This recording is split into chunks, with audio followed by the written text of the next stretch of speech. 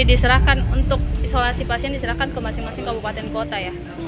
Baiknya kan begitu, supaya kan tidak setengah mati anu aja tahu. Lepas tangan berarti Pemprov juga. Tidak lepas tangan sembarang. Kita kan saya sebanyak lepas ini tangan ke datang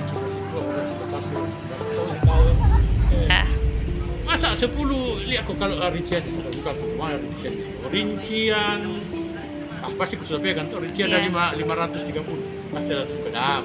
jadi untuk upaya BPBD sendiri Pak untuk menangani pandemi ini seperti apa ke depan? Ke depannya. Iya. Tadi kita monitor di posko yang agak ini adalah yang meninggal. Nah, bagaimana kita menangani? Tadi pagi saya ditelepon ada yang meninggal di rumah sakit. Bagaimana pemulasarannya? Kita aktifkan kembali relawan yang yang menunjukkan itu. Harus kita, tadi dibilang Dr. Arman kita harus tambah relawan, ya sudah tambah saja. Kalau orang meninggal banyak, kalau di luar negeri, di Jakarta di mana? Relawan pemulasaran Pak ya Iya. namanya. Berapa banyak tambahannya Pak? Ya mudah-mudahan ada 2-3 tim nanti. Dan selama ini kan 1 tim. Berapa banyak itu Pak? Satu mungkin kalau bukan 6 ya kan. Oh berarti sekitar 20 hampir 20 orang Pak di. Dan tergantung kebutuhan. Heeh. Kan banyak juga yang meninggal katanya diminta kembali ke daerah. Iya.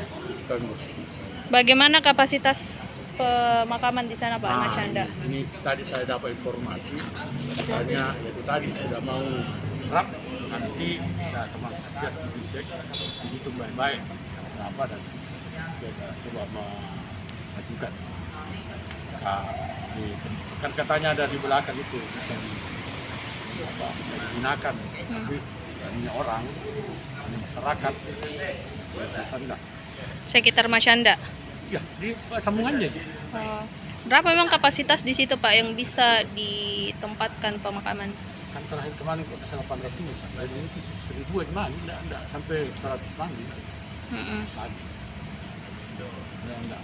Makanya kita berharap kabupaten kota kalau ada warganya yang meninggal itu tadi. Oke. Berapa luasnya Pak untuk yang tambahan, rencana tambahan?